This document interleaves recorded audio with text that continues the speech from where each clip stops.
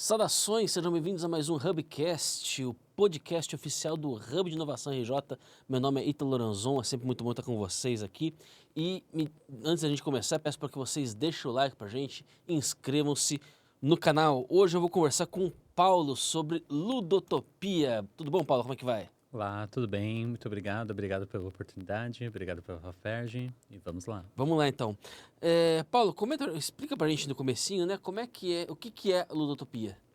Bom, a Ludotopia, ela é um portal didático, né? E a Ludotopia é uma edtech que foi formada por mim havendo uma preocupação muito grande com os jogos e educação. Porque a maioria dos jogos didáticos que eu via, eu sou professor, atuo há mais de 20 anos na área da educação. E eu sempre que eu queria usar algum jogo, alguma experiência que eu tinha de jogo online com meus alunos, a maioria dos jogos didáticos em algum momento caía em algum questionário. Eu Uhum. falei, poxa, mas essa experiência não é nada a ver com o que os alunos têm quando eles jogam um videogame. Eu queria que a experiência de aprender fosse tão divertida quanto os desafios que fazemos, né? Quem é da área de games aí sabe que às vezes ficamos lá horas quebrando a cabeça com desafios, com enigmas. Por que não transformar o currículo nacional nisso? E esse é o grande pretensão da Ludotopia. Perfeito, bacana. A ideia é você transformar. E como é que isso é feito exatamente? Você falou que você é professor. Professor do quê?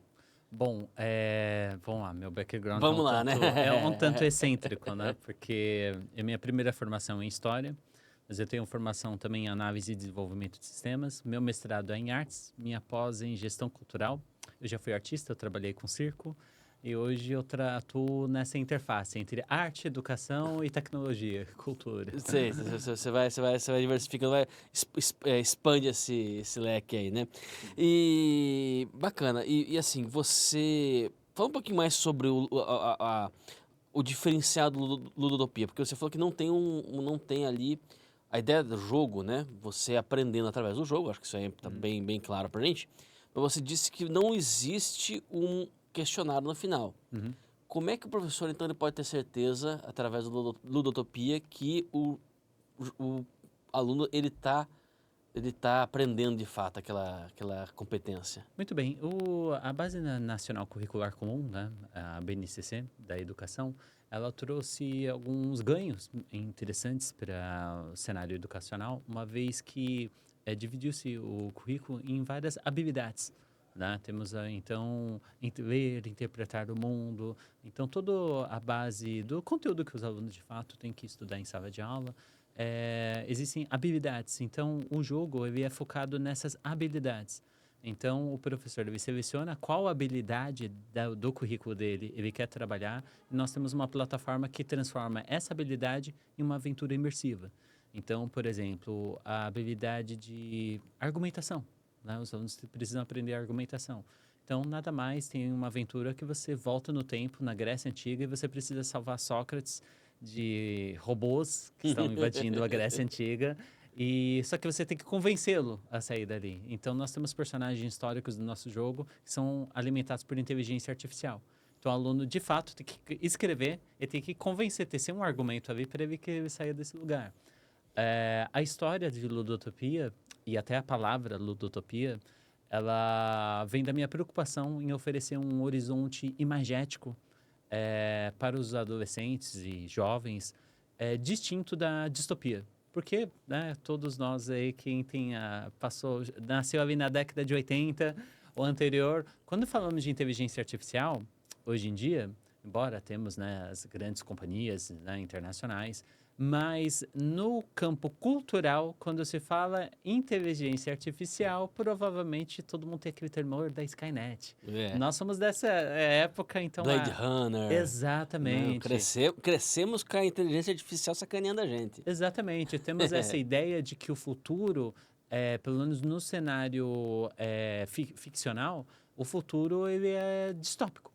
E cabe a nós, para mim, eu até brinco, minha primeira formação é em história, né? Se nós fomos colonizados no passado, temos que descolonizar o nosso olhar do futuro também, Uhum. né? O futuro ele está nas mãos ainda da sociedade civil e então recuperar esse horizonte imagético é interessante. Então a história de Ludotopia se passa no Brasil, no ano de 10.500, onde o Brasil vive uma utopia. É uma utopia onde resolvemos nossas mazelas, a tecnologia e a natureza convivem em harmonia. E, contudo, existe um grupo. Esse grupo antagonista volta no tempo para mudar elementos chaves da história do Brasil e do mundo para impedir que essa utopia um dia exista. Cabe aos nossos jogadores, né, guiado ali pelos tutores, pelos professores, viajarem no tempo e salvar essa utopia no futuro. Perfeito. E que tipo de competência, você falou aí sobre a questão da argumentação, né? Bom, você imagina que você falou que você é professor de história. Sim. O foco do Ludotopia está em história, está no ensino da história, está no ensino... Bom, eu já saí da escola faz um tempo já, né? Então eu já não sei mais o que se ensina na sala de aula, para ser bem sincero. Enfim, fala um pouquinho sobre o conteúdo, assim, do que o aluno aprende de fato com esse jogo. Ok, obrigado pela pergunta.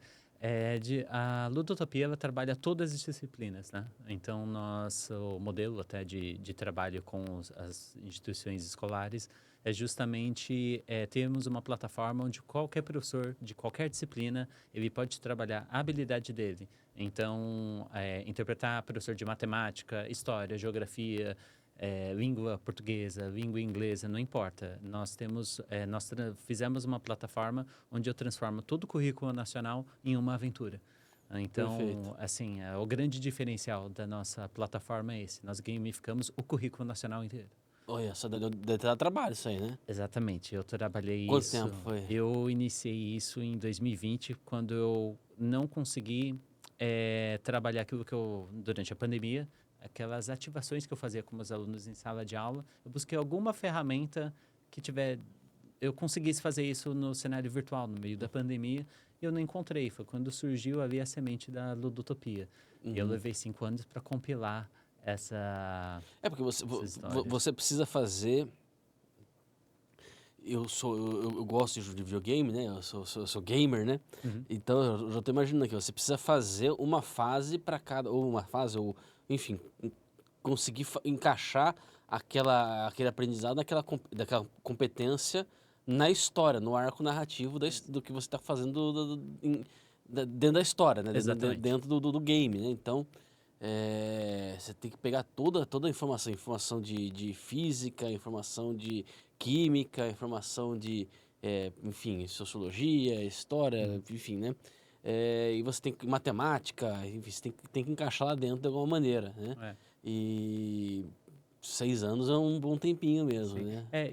Nós, dentro da Ludotopia, nós desenvolvemos um software para isso, inclusive. Imagino. Nós desenvolvemos eu chamo de narrador pedagógico, onde, junto com outros pedagogos e especialistas de cada área, né, nós transformamos essas histórias. Então, o professor ele consegue entrar no nosso portal, temos um portal institucional, o professor entra no nosso portal institucional, digita a habilidade ou conteúdo que ele quiser trabalhar, e nós temos missões, né? Ele vai buscar no nosso banco de dados e vai mostrar a missão que vai trabalhar exatamente o que o professor quer. Entendi. E realmente você falou da história, né? Principalmente, minha preocupação é essa, de que, por exemplo, a matemática, ela não surgisse só porque o aluno está estudando isso. Ela tem que dialogar com a história. Então, faz sentido, tem um desafio ali de matemática, por exemplo, que você tem que descobrir a sequência. É um código secreto que os antagonistas colocaram num portal do tempo e estão levando esses robôs para o futuro, para o passado.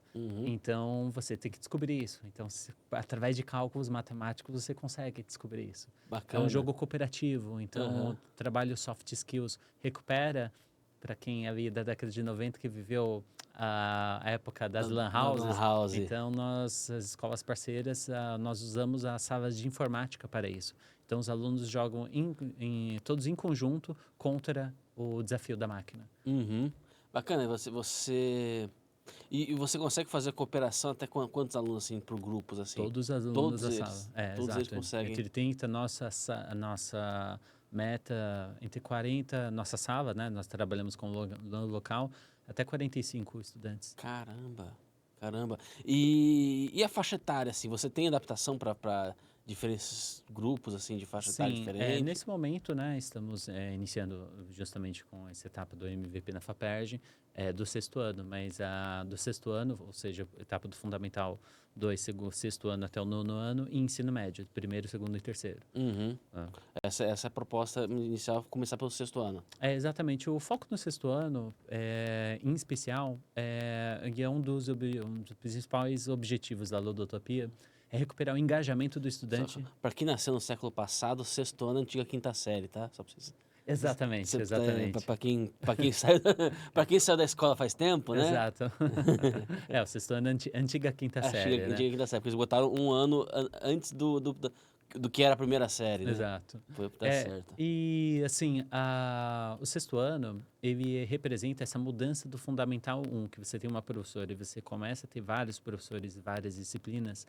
Essa mudança, ela é muito significativa e nós temos muitos estudos que apresentam que o sexto ano é onde a evasão escolar começa a aumentar. Né? Então, tem essa virada. Então, nós queremos engajar o estudante. Olha, aprender é uma aventura. Certo. Por que você acha que né, no sexto ano, assim, você como professor há 20 anos, né? Há essa evasão? Você tem Olha, alguma... sim, eu fiz um estudo li um estudo da PNAD de 2019 que ela apresentou um dado que me chamou a atenção. Que cerca de 40% de estudantes entre 11 e 14 anos, eles abandonam a escola. Então, Quantos? 11 e 14 anos. Não, quantos por cento? 40%. Meu pai. Assim, do total, né, de estudantes que abandonam. Ah, do total de do evasão. total de evasão, Ah, tá. 40% São de 11 a 40, 14. e, na verdade, esses 40%, o motivo que leva é desinteresse. Ele supera o motivo econômico, porque assim, eu legalmente falo, tá, olha, tá entrando em uma idade ali que a família às vezes necessita, né? Mas o maior índice supera, inclusive, o índice econômico. Olha Né? só. Então, o desinteresse, por quê? Geralmente, sim, principalmente no cenário público, né? Se às vezes o pai ou a mãe, o estudante, ele já sabe ler, ele já sabe escrever, para eles é muito etéreo a ideia de que, nossa, vou me formar, vou fazer faculdade, assim, não há, muitas vezes, o histórico da família nisso. Então, muitas vezes, se ele sabe ler e escrever, ele já sabe muito mais do que, às vezes, o próprio pai e a mãe. Outra coisa, pai e mãe começam a ter dificuldade até em auxiliar o aluno com o conteúdo que vai ficando mais complexo. Né? Então, isso também, o estudante, se ele não entende, ele também chega em casa e não vai ter quem ensine. Então, isso também leva a isso amplia a evasão. Então, quando trabalhamos o engajamento, justamente apresentar esse conteúdo de uma outra forma, em uma aventura, onde ele ajuda os colegas nessa jornada. Trabalhamos o sistema de aprendizagem em pares, né, nesse processo, nesse jogo cooperativo. Isso leva ele a ter uma outra relação com o objeto de estudo. Bacana. E já foi testado isso em algum grupo já? Vocês já tiveram já? Como é que foi a resposta? Foi incrível, assim, superou até as minhas expectativas, porque os testes que eu fiz foi no final do ano passado, em escola pública, e eu testei isso ali pré-férias. Pré-férias, os alunos já tinham terminado o conteúdo, eles estavam ali, assim, eles podiam fazer qualquer outra coisa. E foi incrível porque os estudantes, imagina, teve estudantes na segunda semana de dezembro fazendo solução de matemática ali, vibrando, olha aqui, os robôs estão me atacando, me ajudem. A inspetora teve que tirar eles da sala, assim, porque eles não queriam parar de jogar. Então, eu falei, poxa, acho que eu consegui o objetivo. Assim. Ótimo sinal, né? Um ótimo sinal. Tinha um estudante, inclusive, esse que ele estava no sexto ano, mas ele tinha se alfabetizado há pouco tempo, ele era um aluno repetente. E a professora, inclusive, ela falou, olha, nós temos uma certa dificuldade com esse estudante, porque ele não engaja, assim, porque como ele tem essa dificuldade de leitura, né, então é muito difícil reter a atenção dele. E assim, ele foi com o jogo, por exemplo, eu auxiliei ele, porque ele tinha muita dificuldade de escrever e conversar com a inteligência artificial. Ele teve que conversar com Sócrates ali. Uhum. Mas ele veio e pediu minha ajuda, né? Então, sentei do lado com ele ali, né? Consegui auxiliá-lo, mas assim, ele não saiu dali. Inclusive, quando terminou a tarefa, ele queria para outra turma para continuar jogando. Olha aí. Então, foi muito feliz essa Há quanto tempo experiência. você já começou a fazer essa experiência? Essa experiência nós começamos há 6 meses, né? E Uhum. agora com o auxílio da FAPERJ, nós começamos há 6 meses no volume ainda... cada aluno ainda jogando sem estarem conectados. Entendi. Né? Graças ao auxílio da FAPERJ, agora nós estamos com o modo multiplayer. Então, agora os estudantes conseguem visualizar os amigos, né? E eles, em conjunto, resolver os enigmas e desafios. Agora, para fazer um jogo, você precisa ter alguma noção de programação. Sim. Você mesmo programou? Eu também sou programador. Você também é programador? Sim, eu fiz uma formação em análise de desenvolvimento de sistemas. Ah, sim. E eu também tenho um técnico em desenvolvimento de design. Você fez tudo ou teve auxílio de alguém? Não, tivemos agora, principalmente com a FAPERJ, assim, nesses 5 anos, praticamente eu trabalhei 5 anos sozinho. Uhum. Daí no último ano eu consegui alguns parceiros, né, que se somaram ao projeto e graças a nós termos sido aprovado ao programa de fomento da FAPERJ, conseguimos, né, agora uma equipe técnica que me liberou para eu atuar em outras frentes do projeto. Bacana, bacana. E vamos falar um pouquinho de business agora, né? Sim. Perspectiva de business, assim, de comercialização, a sua ideia eu não sei, você não comentou, mas você é professor da rede pública ou privada? A ideia sua é focar mais na rede pública ou mais na rede privada? Qual que é a ideia, assim, o que é a parte, enfim, como é que você vai operacionalizar a questão de business, assim, Ok, bom, a Ludotopia, embora eu falei muito de jogo aqui, mas a Ludotopia ela é uma edtech, né? E nós trabalhamos tanto no cenário B2B e B2G. Então, assim, o nosso cliente final, ele acaba não sendo o aluno, nós vendemos diretamente para as instituições Sim, de ensino. perfeito. Né? No nosso portal, o professor dele tem acesso ao plano de aula já completo, ele tem acesso a slides já prontos que falam da missão já para os estudantes. E no nosso portal, a instituição ela ganha um dashboard. Inclusive, nós somos o único sistema do mercado que consegue avaliar cada habilidade da BNCC. Né? Então, ao invés do aluno, ele é bom em matemática, tá? Mas ele é bom em quê, em matemática? Qual das N habilidades de matemática, qual dessas habilidades ele é melhor? Né? Então, a instituição ela consegue um dashboard muito acurado das habilidades do estudante. Então, a escola ela é um plano de assinatura, né? E como muitas instituições do mercado atuam lá no cenário B2B. Nosso grande diferencial é o sistema de avaliação por habilidades e também trabalhamos de forma cooperativa, isto é, os estudantes eles atuam em conjunto.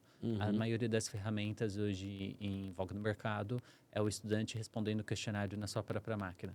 Né? Uhum. Mas nesse caso, quando você falou do modo multiplayer, você tem a possibilidade dos estudantes estarem todos, cada um em sua máquina, ou todos eles jogam em conjunto? Como é que é? Eles jogam em conjunto, isso na sala de informática, né? E caso o professor ele queira fazer uma missão, né, isso num cenário particular, né, ou ele queira fazer uma missão em casa, o aluno também ele pode fazer. Né, desenvolver essa missão de forma sozinha. Entendi. Mas Alone. quando você fala joga em conjunto, todos eles com uma única máquina? Um Não. único login?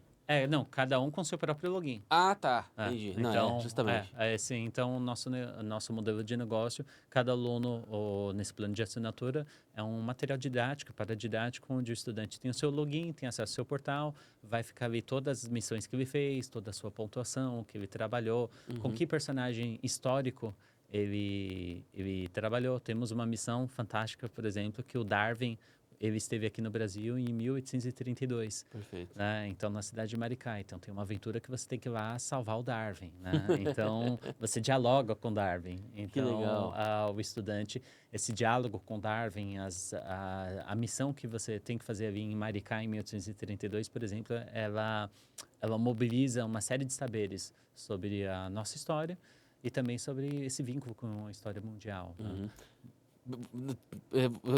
Eu fiquei interessado, você comentou um pouco antes de começar, que em algum momento você tinha que fazer o cálculo balístico, né? Como é que é essa fase? A minha veia gamer já tá querendo jogar já esse negócio aí, Ah, sabe? que bom. É. Nós temos algumas missões, então, assim, o arco narrativo do sexto ano, por exemplo, sexto ano que inicia até no. Nós seguimos a forma como os estudantes aprendem história. Uhum, Seguimos o currículo nacional. perfeito. Né? Então, no sexto ano é o período que os estudantes trabalham Grécia Antiga, né? Antiguidade Uhum, clássica, e vai ali até queda do Império Romano. Nesse futuro imaginativo, né? Nesse futuro ficcional de ludotopia, as primeiras incursões, né? Dos antagonistas dessa ordem é na Grécia Antiga. Então, os estudantes começam a descobrir a viagem no tempo. E quando eles voltam para a viagem no tempo, então o primeiro bimestre é a antiguidade clássica, eles enfrentam esses robôs da ordem uhum. e quando chega a última missão do sexto ano, ao final do ano, é um desafio no futuro. Então eles vão no futuro onde há um ataque desses antagonistas e eles enfrentam um robô gigante, a la Shadows of Colossus. Né? Aham. E aí nisso, como eles já aprenderam um pouco de geometria ao longo do ano, então eles têm que construir catapultas, têm que conseguir fazer esse lançamento, eles têm que entrar dentro desse robô, que é um Ai, robô gigante, que então animal. eles têm pedaços, né, desse robô que eles têm que ir destruindo aos Aham, poucos. Eles usam arte marcial para lutar contra as máquinas menores. Essa arte marcial do futuro é a capoeira, que é aham. usada no nosso jogo. Que legal. Então, assim, e esse misto de ação, aventura e principalmente nós transformarmos uma sala de aula com 40 estudantes, nós engajamos ele através da cooperação. Os Uhum, estudantes, eles precisam aprender a trabalhar em equipe. E ao contrário do que muitas vezes pensamos, o trabalho em equipe quase como algo intuitivo. Ora, eu vou dar um desafio, esse grupo de pessoas vai se reunir e eles vão cooperar. Não é assim, não é intuitivo, isso precisa ser ensinado. Então, aham. dentro do jogo existem várias mecânicas, né? E aí o game design nos ajuda muito. Tem jogos muito famosos dessa linha cooperativa que você consegue estimular eles colocando desafios que eles precisem cooperar para passar. Uhum. Sozinho, eles não conseguem derrotar um robô gigante. Juntos, eles conseguem. Você citou Shadow of Colossus, né? Você já meio que denunciou que você também gosta de jogar. Ah, eu sou suspeito para falar. Que você acha, que tipo de jogo assim você acha que mais te influenciou na elaboração das fases, assim? Tem alguma coisa que você fala assim, bom, esse jogo aqui é, se não for nenhum, tudo bem. Uhum, Às vezes a gente tem a ideia bem original mesmo, né? uhum. Mas tem alguma coisa que você fala assim, algum jogo que você fala assim, poxa, a estrutura das fases me chamou a atenção, me influenciou. Olha, todos os jogos é difícil Pontuar, assim, pontuar um, é. porque assim, eu sempre gostei, na minha casa tenho 4 irmãos, né? Uhum. Então, era um parto, né? Era muito difícil para minha mãe colocar esses quatro para ficarem quietos, né? Na casa de 4 homens. Imagino. Mas, assim, eu lembro que eu gostava muito dos jogos quando nós conseguimos cooperar. Uma vez que minha mãe conseguiu comprar um adaptador para 4 controles, nós 4 conseguíamos jogar juntos, Aham. era muito bom. E, principalmente ali, criança, pré-adolescente, os conflitos diminuíram muito quando a gente conseguia operar de forma conjunta. E eu Perfeito. sempre comecei a gostar muito de jogos cooperativos nisso, Uhum. assim, né? E depois descobri que tem jogos de tabuleiro. Então, assim, o que me influenciou? Os jogos cooperativos, né? Aham. Assim, e de N gêneros, né? Perfeito. Assim, e eu vi também, por exemplo, jogos como RPG, tem alguns jogos de aventura mesmo, Uhum. assim, tem enigmas que são extremamente difíceis. Por exemplo, um Tomb Raider. Né? Um Tomb Raider, Dá um nossa, é trabalho, bacana, hein? mas existem. E quantas horas o jogador fica ali para resolver enigmas? Eu fico pensando, peraí, essa habilidade de resolver enigmas, esse cara, ele não faz isso na escola.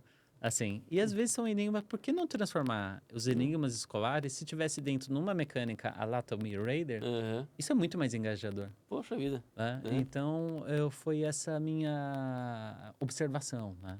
Uhum. Assim, e também experiência.